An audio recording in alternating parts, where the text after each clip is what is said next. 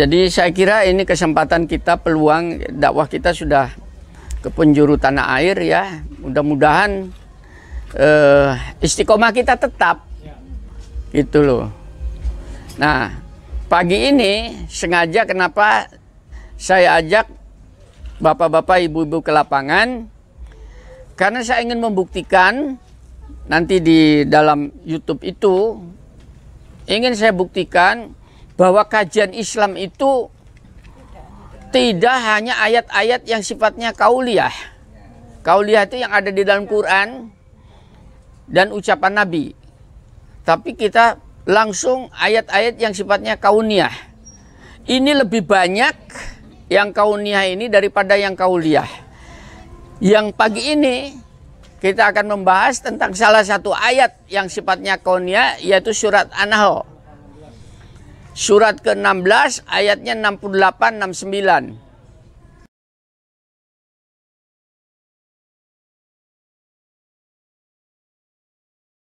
Ya, itu. Ton, dibaca Ton. Dekat sini bacanya. Dan Tuhanmu mewahyukan kepada lebah, buatlah sarang-sarang di bukit-bukit, di pohon-pohon kayu, dan di tempat-tempat yang dibikin manusia.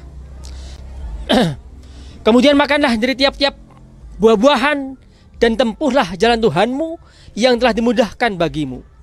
Dan perut lebah itu keluar minuman yang bermacam-macam warnanya. Di dalamnya terdapat obat yang menyembuhkan bagi manusia. Sesungguhnya pada yang demikian itu benar-benar terdapat tanda-tanda kebesaran Tuhan bagi orang yang memikirkannya. Ada yang memikir, artinya orang yang berpikir. Kalau Anda membaca ayat itu di rumah, di masjid, Anda tidak akan pernah tahu apa yang dimaksud dengan Tuhan mewahyukan pada lebah. Apa bedanya wahyu pada manusia dan wahyu pada lebah? Itu saja sudah seperti pembahasan sendiri. Ya, mewahyukan kepada lebah untuk membuat sarang-sarang. Berarti di situ Anda harus bisa belajar juga sarang lebah bagaimana. Oleh karena itu nanti tadi mahasiswa saya S3 itu ada 14 orang. Saya minta mereka dari 14 orang itu nanti mereka pada lebah itu melihat masing-masing harus mendapatkan 14 objek riset. Dengan melihat lebah itu harus 14 objek riset. Itu untuk tingkat PhD. Ya, kalau tidak bisa kayak demikian, maka berarti belum serius. Saya katakan, saya dengan melihat lebah saja bisa mendapatkan 100 objek riset. Ya, nah itu perluasan agama. Tapi kalau kita itu membaca ayat seperti itu saja, tidak dapat apa-apa. Sekalipun hafal. Nah, nanti ibu-ibu saya ajak pinter. Oleh karena itu nanti yang akan menerangkan pakar lebah. Ya, yaitu yang punya perkebunan peternakan lebah ini. Ya, tolong agak rewel nanti untuk bertanya, kritis bertanya kepada yang punya itu tadi.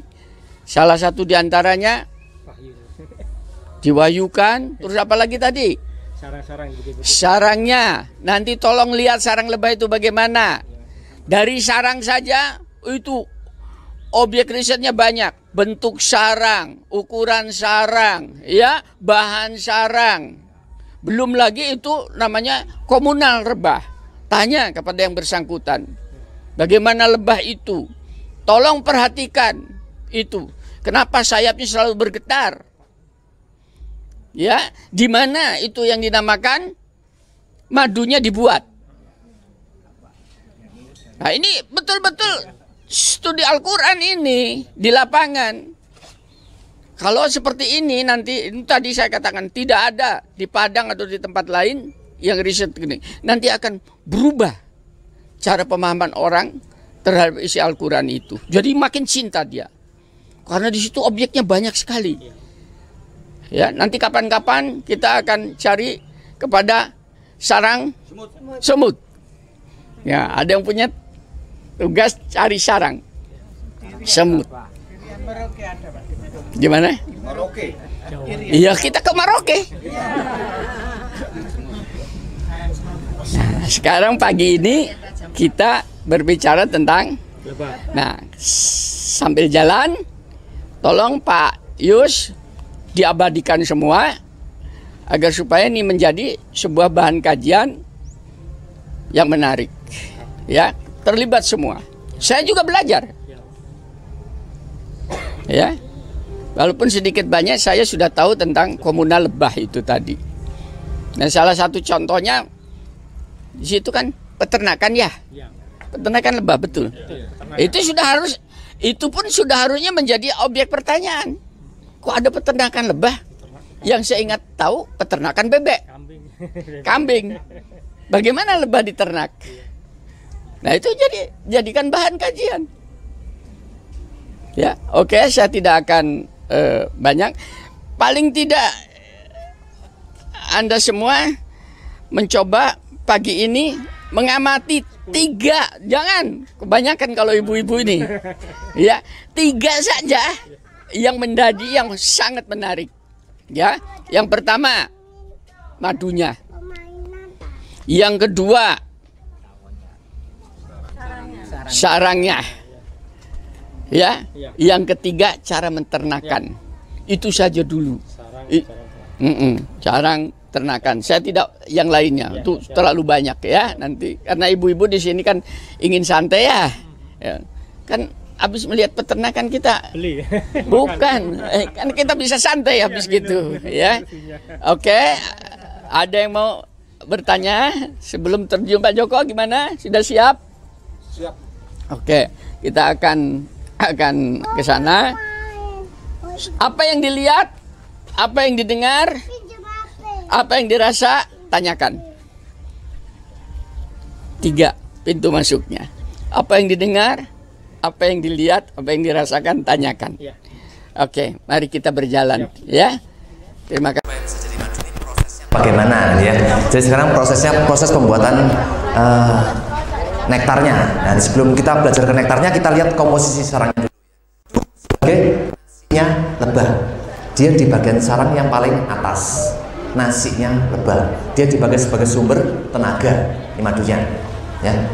Terus yang kedua, selain dia punya madu, dia punya serbuk sari bunga atau lauknya di bagian sarang yang nomor 2. Lauknya.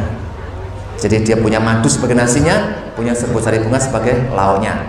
Dan yang ketiga adalah calon-calon lebah muda. Jadi ada telur, ada larva, ada kepompong di bagian sarang yang paling bawah. Jadi susunan sarangnya dibagi menjadi 3 bagian utama, ya. Dan karena sarangnya bercampur-campur seperti ini, maka kalau kita panen madu jangan diperas. Orang yang nggak ngerti panen madu diperas. Kalau diperas, pertama sarangnya hancur. Dia membuat rumah lebih susah daripada mengisi rumahnya. Jadi pasti produksinya nggak akan maksimal. Yang kedua, kalau diperas semua, kita bisa makan madu campur dengan ulatnya. Efeknya apa? Kalau disimpan lama madunya bisa busuk, bisa meledak, nanti baunya kayak tape. Kenapa? Ya karena pembusukan dari larvanya. Nektar ini berasal dari cairan manis yang keluar dari tanaman ya. Ada yang berasal dari bunga, buah, batang, dan daun. Mestinya ada 16 kelenjar nggak salah ya. Cuman yang umum nih ya 4 inilah. Bunga, buah, batang, daun. Ya, jadi bukan selamanya dari bunga. Ada yang dari pupus daunnya, ada yang dari daun tuanya, ada yang dari buahnya, ada yang dari batangnya. Jadi nektar belum selamanya dari bunga. Ada juga namanya dari honeydew ya, dari kencingnya kutu ya. Jadi kutu cabuk yang putih-putih itu ya, itu madunya banyak. Cuman seringkali ngambil madunya bukan lebah, tapi ngambil madunya adalah semut ya. Jadi kenapa kok ada kutu yang berdampingan sama semut? Nah, itu karena dia saling mutualisme ya. Nah, kadang kalau kotoran kutunya ini banyak, lebah pun bisa ambil ya. Ada juga memang madu yang terproduksi dari kutu lak biasanya ya. Biasanya bahan buat bahannya cat mobil ya. Itu kutunya tuh madunya banyak ya. Jadi itu nektar. Prosesnya bagaimana?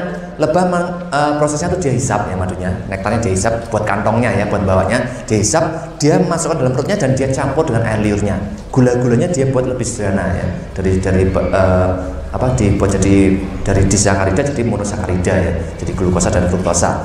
Lalu dia campur dengan air liurnya dan dia tambahkan probiotik. Jadi di dalam perutnya laba ini banyak bakteri-bakteri yang menguntungkan. Sama di perutnya manusia juga ada, dan itu nanti dia campurkan dan nanti akan dia muntahkan kembali menjadi madu.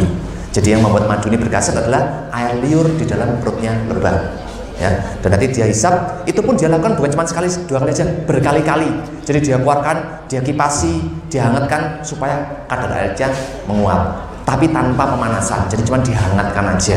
Ya, dia hangatkan pakai tubuhnya. Dekat ya. Ini mungkin biar sambil lihat, sambil nanya ya.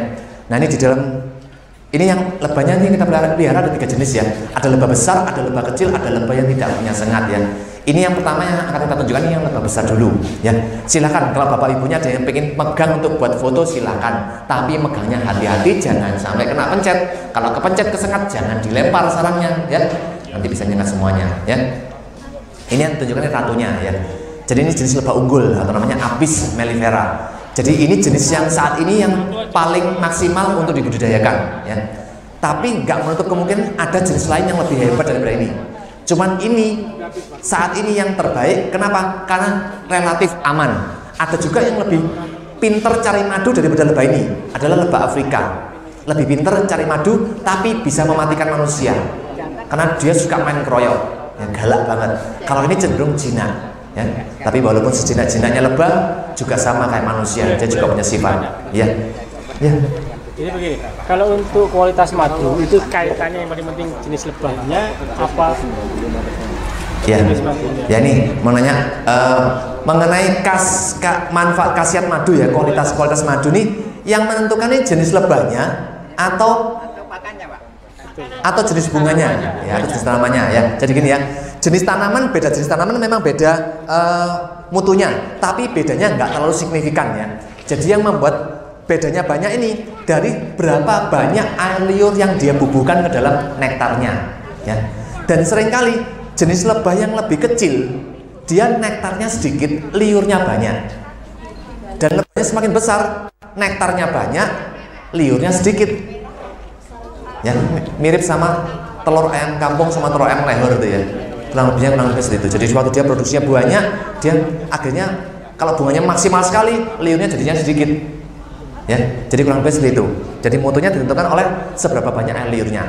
Dan semakin lama lebahnya mengentalkan madunya, keluar masuk, liurnya semakin banyak. Jadi semakin tua madunya, mutunya semakin bagus. Dan lebahnya semakin kecil, seringkali dia ngolah madunya semakin lama. Jadi secara nggak langsung, yang paling kecil mutu madunya paling bagus. Ini Pak. Ya. Apa betinanya? Rasio antara jantan sama betinanya berapa banyak? Iya. Nah, ini sekarang ngomong tentang jenisnya ya. Jadi di dalam keluarga lebah ini dia punya pimpinan namanya ratu. Dan dominannya 99% lebih anaknya cewek ya. Kenapa? Karena yang cowok tugasnya cuma kawin tok. Ya. Jadi dia nggak penting gitu ya. Jadi dia butuh saat musim kawin saja. Dari 99% berbeda. Dikawin Oh enggak. Yang dikawin ini enggak semuanya ya. Nah, pekerja ini betina, tapi dia enggak kawin ya. Steril dia enggak kawin. Ya. Bukan steril, memang enggak tahu ya kenapa kalau dia enggak mau kawin, saya juga ngerti. Karena saya enggak pernah tanya gitu ya. Yang jantan nggak bisa menghasilkan madu dan yang jantan makannya banyak ya. Jadi jantan ini kalau nggak kawin ngentek-ngentei ya. Makanannya banyak ya. Makanya yang madu sama serbuk sari bunga. Ini saya ya, ini gambarnya sebenarnya adumnya beda warna. Apakah ini beda spesies Iya. sama spesies? Ini satu spesies, beda jenis kelamin. Oh, jadi beda Ini kelamin jantan, ini kelamin betina, ini betina steril, ini betina kawin. Ya, betina kawinnya cuma satu, ini banyak. Ya, cirinya ratunya perutnya panjang, 1,5 dari pekerjanya. Kalau pekerjanya persis sama ratu, cuma pendek. Ya, kakinya seringkali mereka kakinya lebah pekerja dan lebah pejantan kakinya warnanya hitam. Kalau kakinya si ratu warnanya agak kemerah-merahan. Berapa Pak keturunan yang dihasilkan Pak? Kenapa? Berapa keturunan yang dihasilkan? Berapa keturunan yang dihasilkan? Jutaan. Dalam satu kehidupannya dia. Kalau perharinya dia bisa bertelur dari 0 sampai dengan ribuan, tergantung dari bunga, dari musim bunganya. Kalau musim bunganya bagus, dia telurnya banyak. Kalau musim bunganya nggak ada, ya dia nggak bertelur. Ya, usianya ratunya bisa 4 sampai 6 tahun. Kawinnya berapa kali, Pak? Kawinnya berapa kali? Kawinnya cuma sekali saja, ya. Kawinnya cuma sekali saja. Langsung, ya. Dan lebah juga sama kayak manusia, dia juga punya sifat, ya. Ada yang sabar, ada yang galak. Kalau pas lagi yang sabar, yang ikut-ikutan mungkin cuma sedikit, ya. Tapi kalau pas lagi galak, yang ikut-ikutan ribuan. Ya, apalagi lebah lagi pindah rumah, itu semua senior, tidak ada yang junior. Jadi mereka semua pasti bisa menyengat, ya. Dan lebah ini dia punya level-level tugas yang udah dibagi-bagi jelas sama seperti manusia, ya.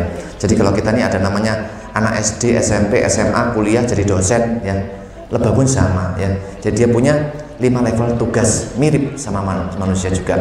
Cuma tugasnya dia, lebah yang paling muda, yang baru pertama kali lahir, tugasnya dia bersih-bersih rumahnya.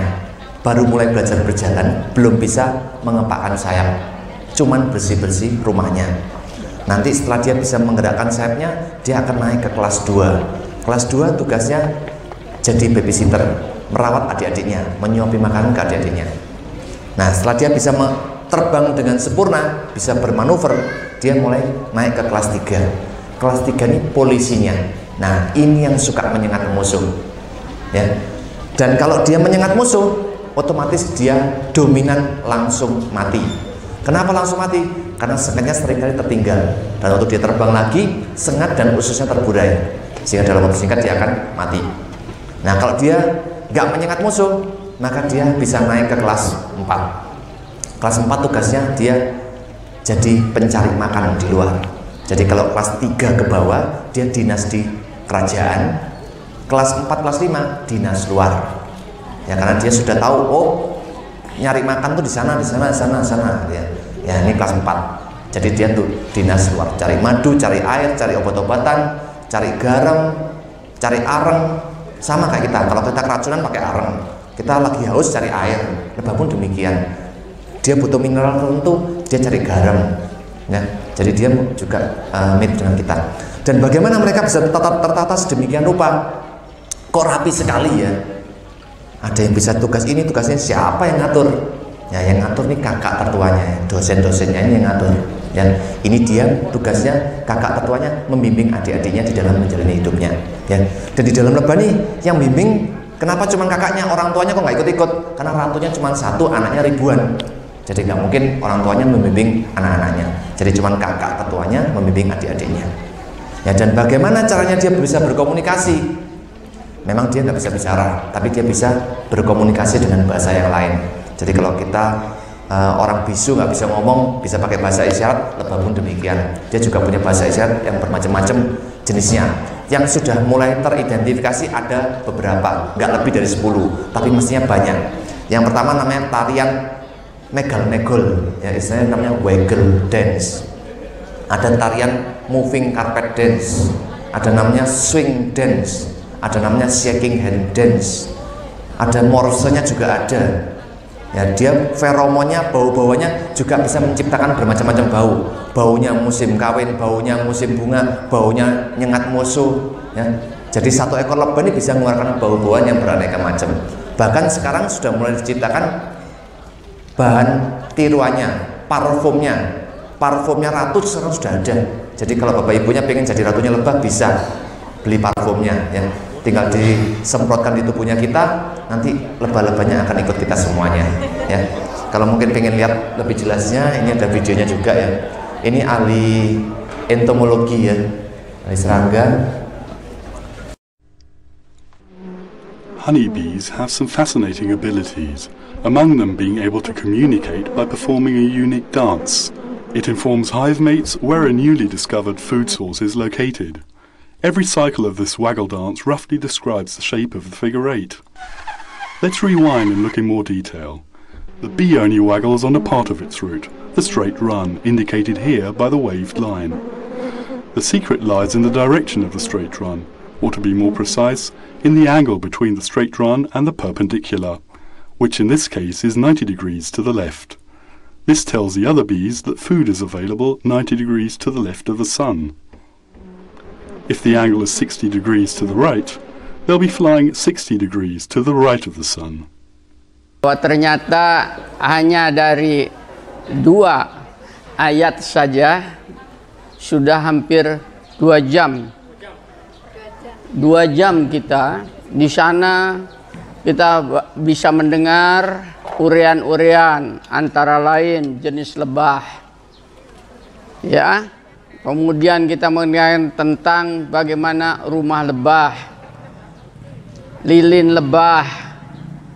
Kemudian kita mendengar lagi sengatan lebah, tarian lebah. Bukan main ini. Nah, kenapa Quran yang kita baca setiap saat itu sampai menggunakan binatang lebah sebagai sebuah indikator atau indikasi tentang kemahagungan Allah? Karena tidak ada binatang di dunia ini, saya beritahu ya, yang demikian sangat berguna dan tidak merusak kepada sesama atau lagi kepada lingkungan kecuali lebah. Lebah ini seandainya dia hinggap di dahan yang rapuh, dahannya itu tidak gugur. Dia tidak merusak. Lebah tidak pernah saling membunuh sesamanya, tapi saling membantu. Lebah dia mengambil makanan-makanan yang higienis. Tadi yang dinamakan apa tadi?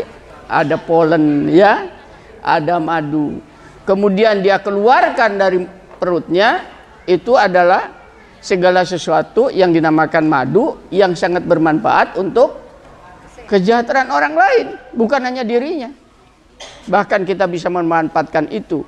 Coba refleksikan ayat ini pada kehidupan kita. Ya, belum lagi lebah ini adalah makhluk sosial yang saling membantu, yang saling menghormati. Kamu jadi ratu cukup satu, tidak boleh di dalam satu komunal ada 2 ratu. Pasti yang satu akan dibunuh. Kenapa? Terjadi benturan kepentingan. Ini sistem sosial yang demikian rapih, ya. Makanya dikatakan oleh Allah di situ, aku wahyukan. Pengertian wahyu di sini adalah ilham, atau dalam bahasa binatang itu adalah insting, naluri yang tanpa harus belajar. Mereka bisa dengan mudahnya mana yang namanya ratu, mana yang namanya tentara, mana yang namanya pejantan. Nilai gunanya pejantan ada, tapi sedikit ya. Itu. Nah, mari dari lebah ini kita gunakan nanti pulang. Bisakah kita mengambil satu saja nasihat dari lebah? Apa itu nasihatnya? Yaitu mempunyai nilai guna untuk orang lain. Itu saya coba. Itu saja bisa kita ambil dan kita bawa pulang. Insya Allah derajat orang itu tuh akan naik tanpa harus meminta-minta, tanpa harus mencari-cari. Karena itulah sifat ketuhanan, itulah sifat Tuhan. Itu sudah diturunkan sifat suatu pada lebah, ya, pada semut, pada petir, pada air. Itu semua sudah diturunkan. Jadi mewujudkan Tuhan itu tidak bisa kemudian melihat atau kita membayangkan, ya inilah kalau kita ingin melihat lebah ini sebagian besar nggak boleh bergerak tadi ya. Ya, insya Allah saya menerangkan tentang nilai-nilai ketuhanan. Di sini Anda bisa akan melihat ketauhidan, rekayasa Tuhan, kepakaran, keindahan Tuhan, bagaimana menjaga makhluknya agar tetap eksis dan mempunyai nilai guna untuk orang lain. Dia menyengat karena terpaksa. Sebaliknya kita sering sekali tidak terpaksa menyengat orang. Nah, mari nasihat ini kita bawa pulang. Mudah-mudahan bapak-bapak, ibu-ibu yang hadir ini satu saja, itu saja, insya Allah sudah akan bermanfaat untuk jati diri kita. Demikian mungkin dari saya. Terima kasih pada Pak Haryono yang sudah memberikan paparan yang demikian indah. Ya, Kita banyak belajar hari ini. Saya pun baru tahu bagaimana lebah ini secara relatif kompleks. Tadi saya mendengar salah seorang saja dia mendapatkan hadiah Nobel. Kan hadiah Nobel tadi. Menemukan apa tadi? Mana Pak Haryono tadi? Menemukan apa? Bukan sarang. Menemukan apa Pak? Sarang ratu ya. Yang dapat hadiah Nobel tadi? Memperbanyak sarang lapu. Sarang ratu buatan. Sarang batu dari mana orang itu? Saya kurang tahu. Kurang tahu. Yang jelas bukan dari Saudi Arabia. Yang jelas dia tidak baca Quran. Ya? Tapi dia bisa mengambil intisari Al-Quran sehingga naik derajatnya mendapatkan hadiah Nobel. Sekarang saya tantang, mana karya orang Islam yang mempunyai Quran itu sendiri? Ini perjuangan yang harus kita perjuangkan. Ya, ini perjuangan berat. Karena apa? Karena Qurannya hanya dibaca, tapi tidak pernah dipelajari. Qurannya hanya dijadikan main-main.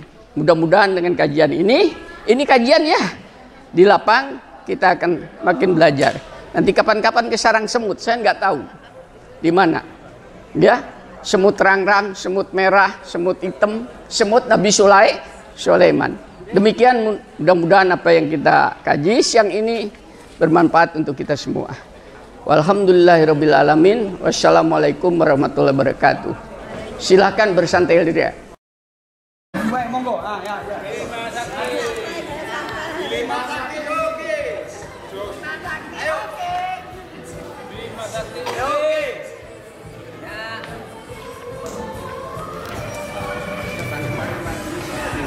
Ya.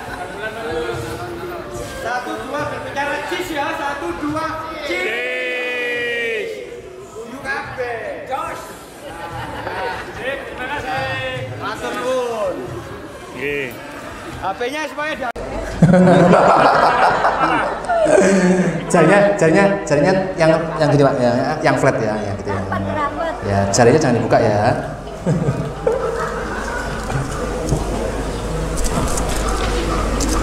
Betul. Mangga, Pak. Sebentar ya, kakinya jangan gerak-gerak ya. Ada lebahnya jatuh-jatuh. Kalau kakinya gerak-gerak, takut keinjak. Cekit-cekit ya Pak? Enggak cekit-cekit kok. Nanti yang lainnya kalau mau nyoba di sebelah sana ya, biar dekat sama rumahnya lebahnya. Karena kalau di sini lebahnya banyak yang nyasar, kasihan.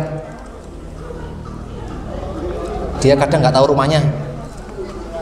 Lebah kelas berapa Pak? Ini kelas 1, 2 sama setengah 3. Jempolnya tutup Pak ya, jempolnya tutup Pak ya. nah Pak.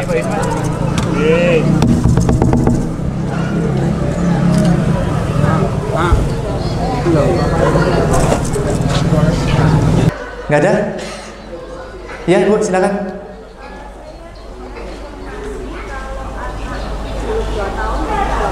Anak belum 2 tahun nggak boleh minum madu. Ya, gini ya. Yang nggak boleh minum madu itu untuk madu yang diperas ya Bu ya. Karena madu yang diperas seringkali kadang terkontaminasi bakteri botulinum. Ya, itu kadang yang berbahaya bagi anak kecil ya. Tapi 1 tahun ke bawah, karena 1 tahun ke bawah imunnya belum lengkap ya. Tapi secara umum madu jika dia fresh dan tidak fermentasi aman bagi bayi walaupun di bawah 1 tahun ya. Yang nggak boleh madu yang diperas. Takutnya larvanya busuk, ada bakteri yang nimbrung. Itu yang berbahaya bagi anak di bawah 1 tahun ya. Dan kadang ada juga anak yang alergi dengan madu. Jadi kalau di bawah 1 tahun coba dioleskan di bibirnya dulu. Kalau dia memerah jangan, berarti belum bisa. Kalau nggak memerah boleh dikasihkan ya. Ayo Pak ya. Ada lagi mau kan? Udah ya? Ya kalau sudah selesai saya akhiri sampai di sini dan terima kasih atas kunjungannya. Nah, gitu kan. Sudah. Aman ya? Baik, monggo.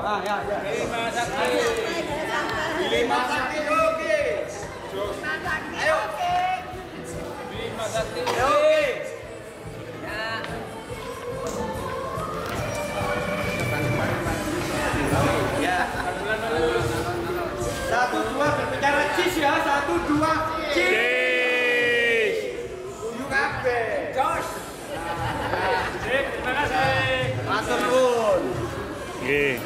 HP-nya supaya